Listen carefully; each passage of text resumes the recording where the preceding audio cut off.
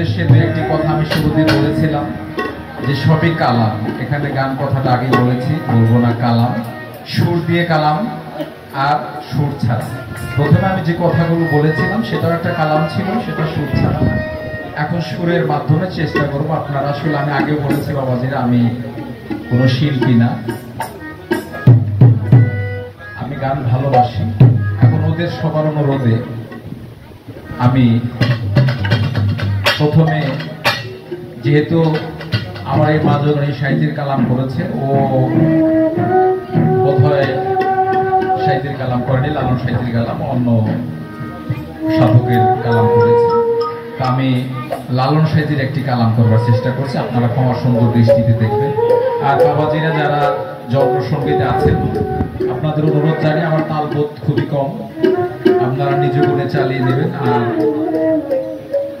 একটু ছোট বাজাবেন, কারণ ওদের গলা তো অনেক সুরেলা কণ্ঠ এবং চমৎকার কণ্ঠ। আমার চাপা কণ্ঠ শোনা যাবে না এমনি যদি হয় আর কি। যাই হোক, আমি আর আমার গানের স্তরের কথা আমি বলছি না, ওরা ওদের স্তরের মতো গান করবে। আসলে দুইজন শিল্পী, মাঝখানে আমি একটু রসভঙ্গ করা, এটাই চেষ্টা করছি আর কি।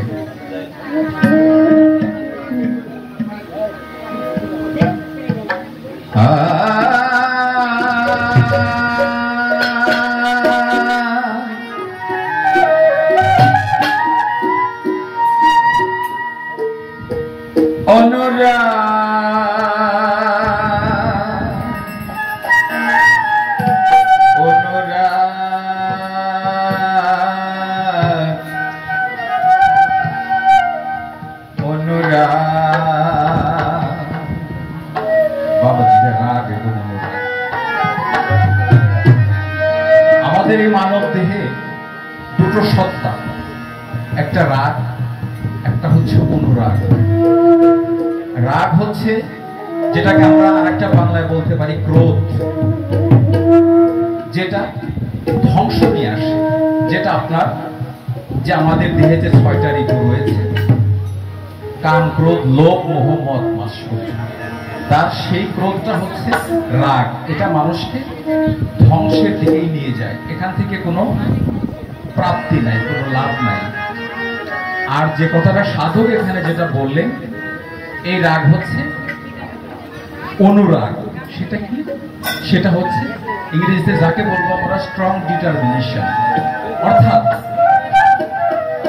হয় সাধন হবে, ডু অর ডাই, মন্ত্রের সাধন কিংবা শরীর পাতন। মানে হচ্ছে যে জীবন চলে যায় যাবে, কিন্তু সাধনার যে পথে আমি অবতীর্ণ হয়েছি সেটা আমার, যদি সাইজির দয়া থাকে, সেটা আমার সিদ্ধ হয়েই ছাড়বে। সেখান থেকে সাইজি কথাটা বলেছেন,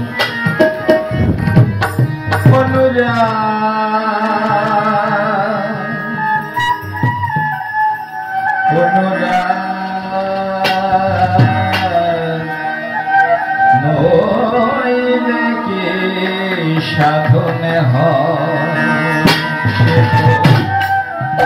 মুখের কথা নয়, সে তো মুখের কথা নয়, অনুরাগ নইলে কি সাধন হয়। মুখের কথা নয়, সে তো মুখের কথা নয়, অনুরাগ নইলে কি সাধন সাধন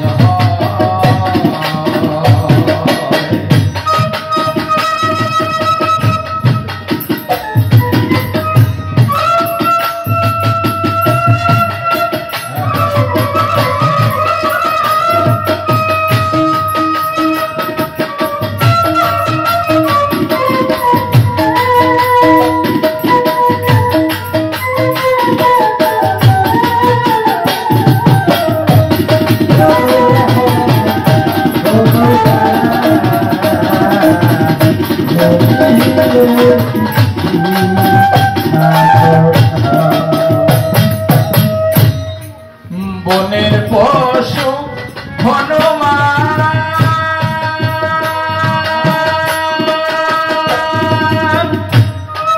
রাম বিনে তার নাই রে ধিয়ান বনের পশু হনুমান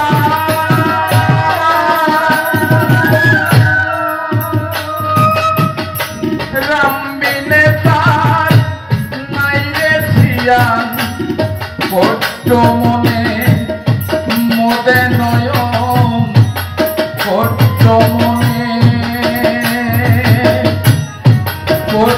মনে মোদে নয়ন অন্য রূপে না ফিরে যায় অনুরাগ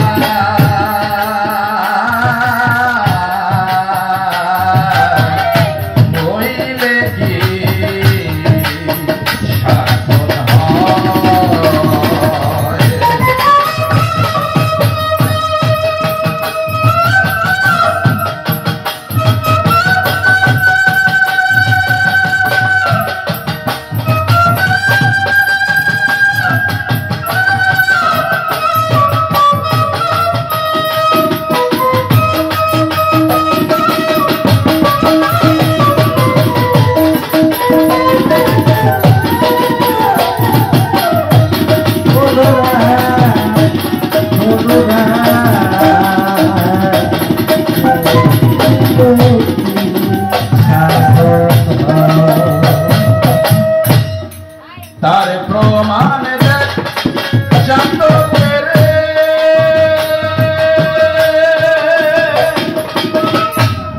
কৃষ্ণই জীবন যায় রে মরে তার প্রমাণ দেখ চাতকের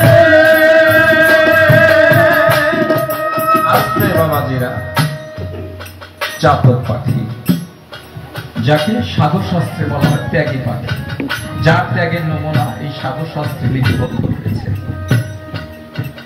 গ্রীষ্মকালে চৈত্র বৈশাখ মাসে যখন অনাবৃষ্টি চাতক পাখি হাহাকার করে সে মেঘের দিকে তাকিয়ে থাকে এক নয়ন এক গর্জক নিয়ে সে মেঘের আশে পড়ে থাকে পাশেই সাগর নালা নদী সবকিছুই রয়েছে কিন্তু সেই জল সে পান করে না বাবারা সেই সাধক যদি কোনো ভক্ত যদি তার মুর্শিদের দিকে সেই নজর দিয়ে তাকিয়ে থাকতে পারে তাহলে সে তার জীবনের সাধক সিদ্ধি অবশ্যই হবে সাধক তাদের তার সুখ্যাতি রয়েই যাবে তার প্রমাণ দেন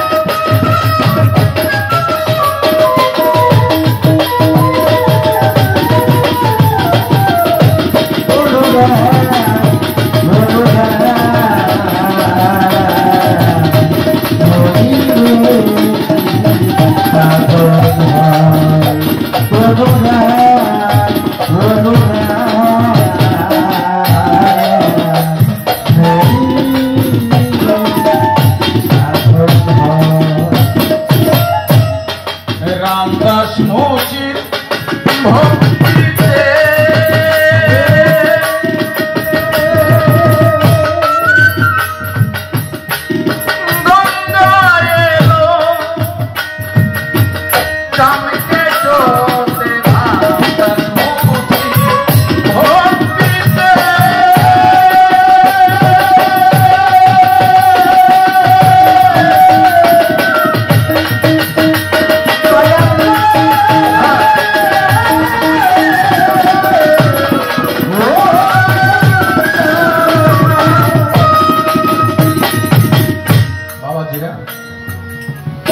মহাভারতের যুদ্ধে যখন এত নরহত্যা হয়ে গেল, অর্জুন শ্রীকৃষ্ণকে জিজ্ঞেস করলো, প্রভু আমার এই নরহত্যা, এই পাপ থেকে আমি কিভাবে মুক্ত হতে পারি?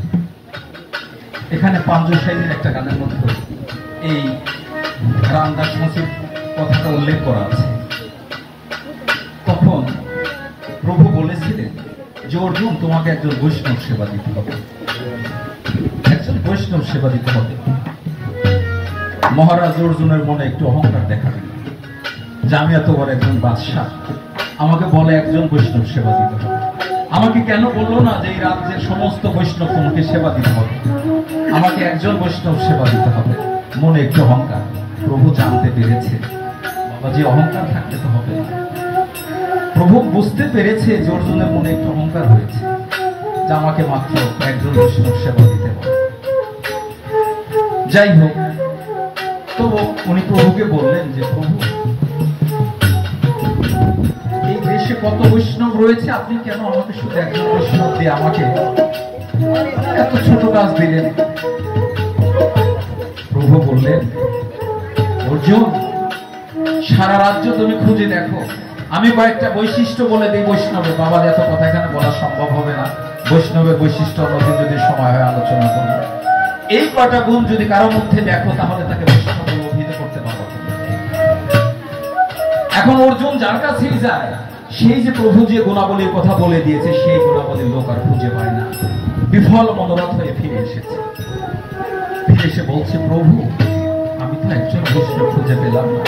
প্রভু বলছে, অর্জুন আমি জানি এই বৈষ্ণব হওয়া এত সহজ কথা নয়, যেহেতু আমার শরণাপন্ন হয়েছে, তুমি গিয়ে দেখো ওই রামদাস মুচি একজন মুচি, তিনি একজন পরম বৈষ্ণব, তার কাছে সেখানে যাও, গিয়ে দেখো তার কাছে সেই বৈশিষ্ট্য খুঁজে পাবে, সেই বৈষ্ণব। তাকে যদি পারো তাহলে এনে তাকে সেই সাধু সেবা দাও, তাহলে তোমার এই পাপ মুক্ত হবে।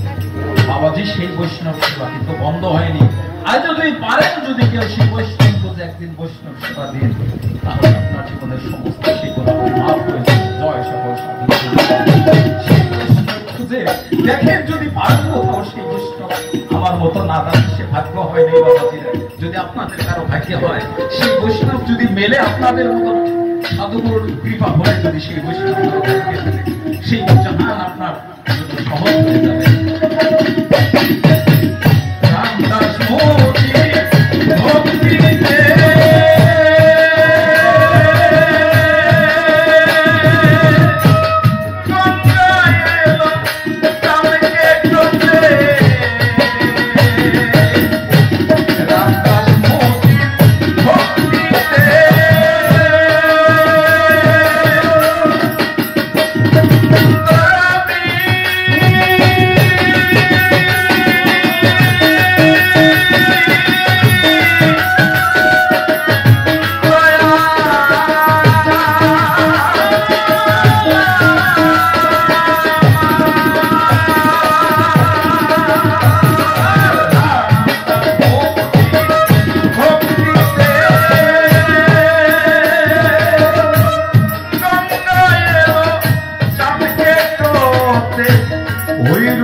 সাধেলো কত মহতে, বাজার আমার ভাগ্য হয় নাই,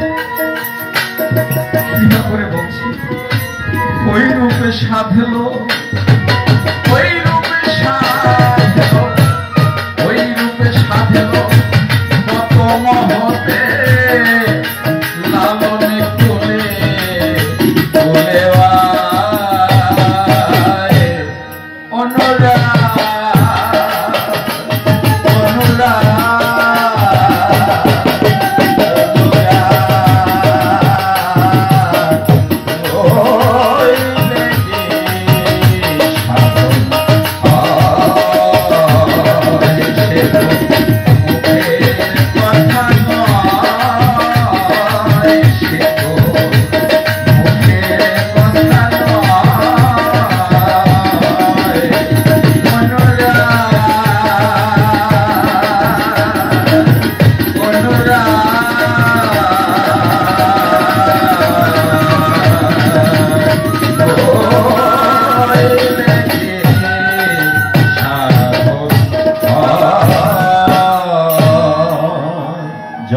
সকল